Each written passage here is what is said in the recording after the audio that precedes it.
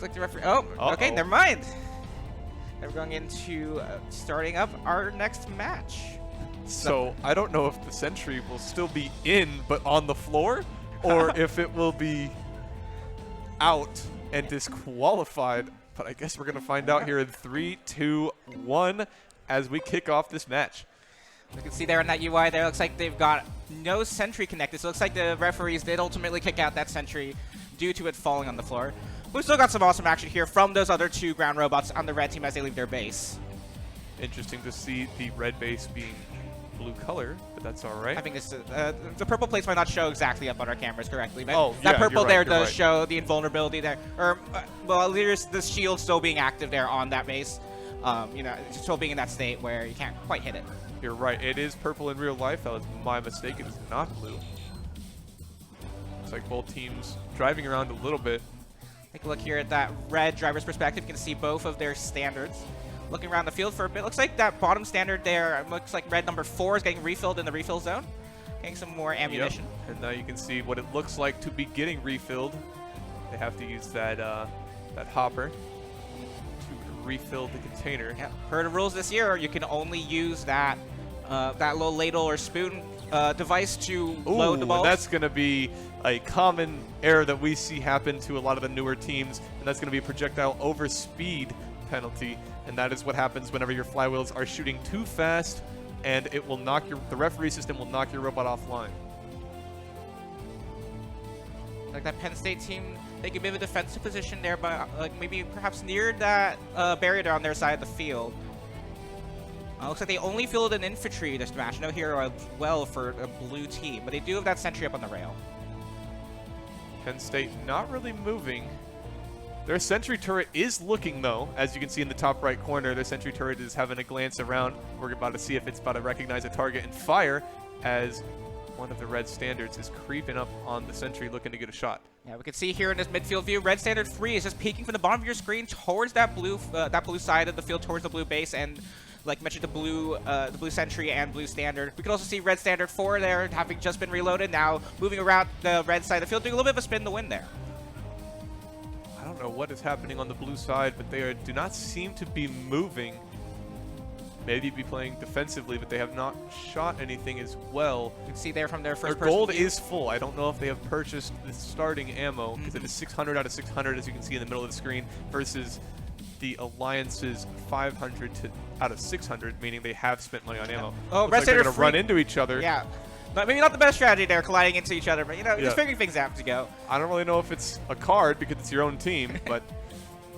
And we can see here again from their first-person perspectives, this is all the pilots see when they're driving the robots. This mouse and keyboard, just like a video game. We can have this first-person perspective from the camera on the robots. This is all that they see as they're trying to drive around. And that does make it really easy to get tunnel vision, especially, you know, accidentally run into each other, not be able to see where your teammates are. You can see up there in that top view, we can see that UI where they're trying to purchase bullets. They need to buy ammo using that gold you can see in the center of your screen to actually be able to shoot. They can load them with ammo as much as you want, but you need to actually buy the ability to shoot that ammo, which kind of goes hand in hand. Yeah. As you have to have ammo in your hopper, but at the same time you're able to start with the ammo in your hopper too, so that way you don't have to focus entirely on trying to go to there immediately and fill it up, and instead you can just go to the zone, purchase it, and get out. Exactly. Get into the action. Yep, looks like we got maybe potentially another red standard 3 looks like might be moving toward red standard 4 over on the far side of the field as well, moving towards the blue base. Looks like you can see that bottom perspective there, that robot lining up with that blue standard. Looks like you're trying to get some shots off. And that is once again projectile overspeed. We saw that a ton last year with the first-year teams. Even some of the teams like Tamu that had been to competitions before, but not really versed that well in competitions until last year.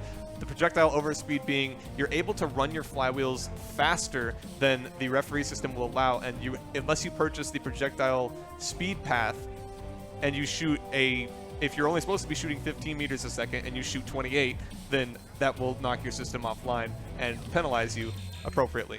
Yeah, it's like another overheat again. Looks like another overspeed there. Yeah, like we mentioned earlier, a lot of technical hurdles there to even just get robots fielded onto the field and everything close to working. So, you know, there's a couple things to work out here. It's just only day 1 of the competition. We've got a couple more days left to go. Well, and to have the 2 first-year teams at least be able to come out, drive around, and be able to move. I mean, I guess Yeah, you could argue RHIT's Sentry moved a little bit too much, but it still moved nonetheless. They just now need to get that under reins and into control. And the last few seconds of this match are ticking down, and it looks like the win is going to go to Penn State because the Alliance did not attack that Sentry, which is the win condition that they do not possess, given RHIT's Sentry ran itself off the rails and knocked itself offline. Yep, exactly. Like we mentioned, that Sentry super important to that first win condition if the base doesn't lose HP. Penn State standard starting to spin up a little bit, doing a bit of spin to win. And here comes that loading bar, meaning the next match is just about to begin. Second match between the Purdue, UT, and RHIT Alliance versus Penn State. Here's that countdown. 3, 2, 1, and here we go. A little bit of movement there from Red Penn State is moving. Oh, that's exciting. More than last time. They're still sitting in the same spot, but they're at least spinning this time. Both for Red Standards also leaving their base. Looks like we might have an exciting match this moment. Oh, that's going to be... And as I say that chassis overload. So that happens whenever, just similar to doing the flywheel speed overload, yep, they are using too much power, and so it is probably not best for them to be spinning. They might just want to take it slow and not draw nearly as much power as they have been drawing, because that is going to make their chassis shut off, as they are going to keep doing that and keep dying.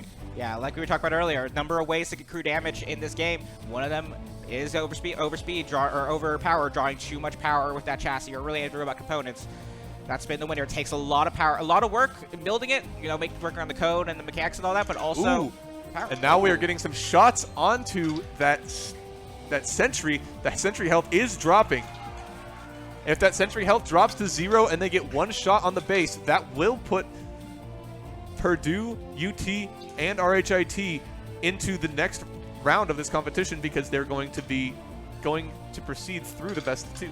Absolutely, yeah. Here we are in this first-person perspective. We can see both of those robots there. That Red Standard up top trying to buy ammo to get into that fight. That Standard at the bottom aiming, getting shots onto that Blue Sentry. 420 health left on that Blue Sentry. Steadily dropping there as that bottom Standard there continues to get shots onto that Sentry. It's at 230. Somebody in the crowd let me know what team that Standard is. Red Standard 4. Is that Purdue or UT?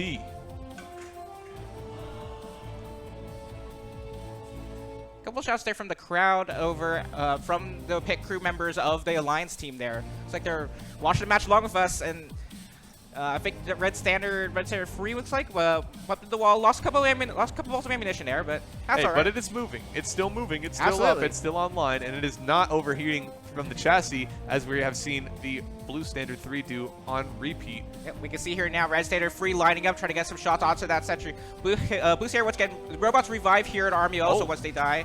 They have now. Blue Standard 3 has not spun anymore. He is not going to kill himself on chassis overheat, hopefully this time, and maybe might stand a chance to start fighting against these other 2.